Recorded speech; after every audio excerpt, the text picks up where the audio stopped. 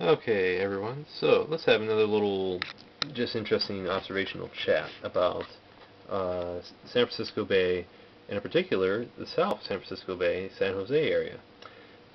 So, Pacific Ocean, mainland California, peninsula, that's San Francisco Bay. So San Francisco, South San Francisco, 92 from San Mateo, so the San Mateo Bridge, Alameda, or Alameda, excuse me, is what I meant, Oakland. And what's interesting is Alameda is actually quite calm and peaceful. Oakland is just very poor and crime-ridden. Castro Valley, Hayward, Union City, Fremont, Berkeley's, well, actually Berkeley's probably, yeah, Berkeley's a little bit further north. Anyways, so on the radio, you'd always hear about, just stuff going on. When I was living in San Jose, you'd always hear stuff going on in San Francisco, San Jose, Oakland, Berkeley, just you name it. And since it was relatively close. See, so there's Modesto, up there, Sacramento. So to get to there or Sacramento, it's a fair ways to go. But let's talk about San Jose. So I talk about the BART system, and BART system travels from San Francisco over here to Oakland, Berkeley, through here to Tracy, I believe, but definitely into Pleasanton, and then down from San Francisco along. It goes both along this inland route and this peninsula route, so through Redwood City, San Mateo, Mountain View, Palo Alto, into San Jose, and then down the 101. I believe it ends in Morgan Hill. And there's just a lot of housing. So particularly in the San Jose area, as you can see, just lots of roads. There's just a lot of development, a lot of housing, just a lot of people that live there. But the thing I wanted to point out was, so from San Francisco to Morgan Hill is about 80 miles, and that's a tram, a trolley system that works and crosses the bridge and travels a lot of people around. Now there's a thing called the maze, and that's just part of this whole spread, and I think part of it too is also up here in Oakland. Is what they were referring to. But I'd hear it on the radio, and they would talk about the maze and just the craziness of getting around. They recently, I guess this is the case, they recently added this inland route to San Francisco, the 280, because originally it was the 101. And the 101 is just massive amounts of traffic, very wide, several lanes, very new roads too. So that was the amazing thing. That really surprised me, because down in the Imperial Valley, our roads are so old and just beat up. But it's very interesting because you have all this mountain reserve range, so you can basically just go up in the mountains and hike and embrace the redwoods and stuff. And over here is just dry. It's all it's mountain covered in grassland, and it's pretty dry. So you could see it burning. You could very much imagine it burning, but because of the moisture on this side, it was all covered in forests. So, but let's focus a little bit further on San Jose. Now, so you have the 101 skirting, or just snaking around to the north. It's a weird thing about the 101 because it just goes on this one crazy eastward trek, and then eventually it goes back to, somewhere. That's weird. But it connects through, and it just, right through there. So I don't know exactly, but actually probably is the case. Just different parts that aren't fully whatever. But anyways, so the 101 just snakes on through, goes for the north. Here's the heart of it, or here's San Jose, but it just, the San Jose vicinities, the different areas of it just kind of spread out all over the place.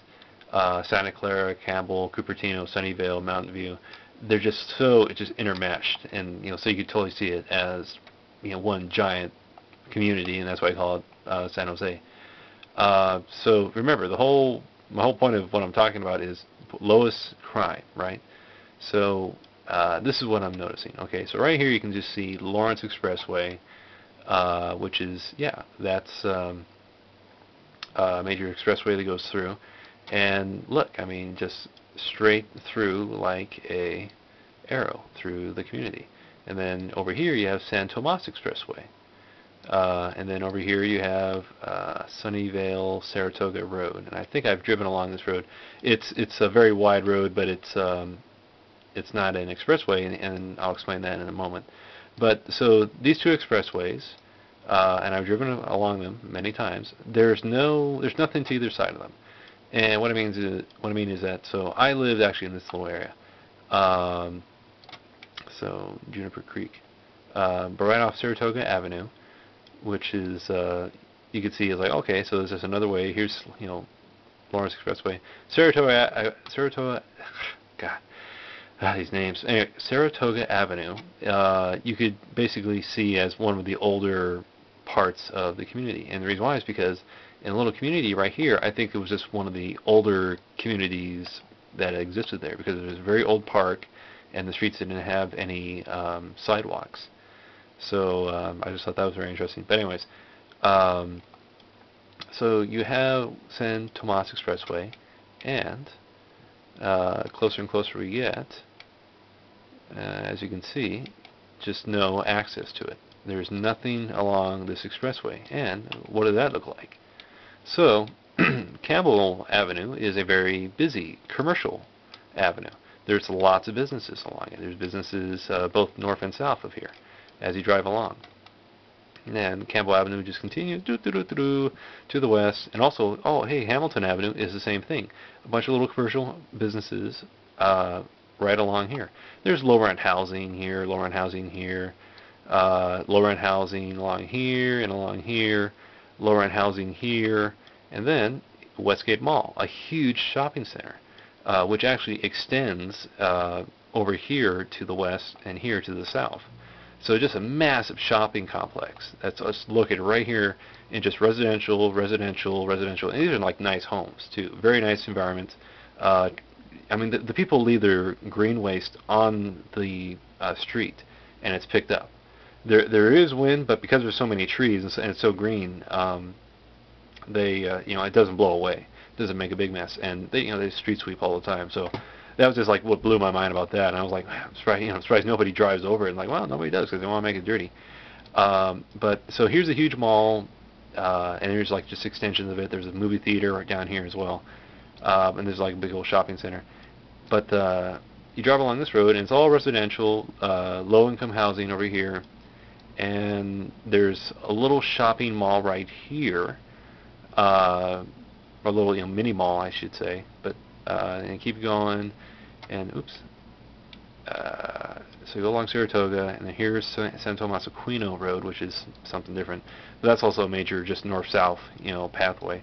So that's the other thing, is that they just basically, early on, they figured out, okay, what are going to be the major roads? So here's Saratoga Avenue, and about where it splits on the San Tomas Aquino, commercial, just commercial zones all along here, and just spread out, but just basically commercial zones. Little, like, it looks like a house, and it's a massage parlor, or the guy does mortgages and loans. This is a like a strip mall that's just had a carniceria, a lot of just Hispanic language.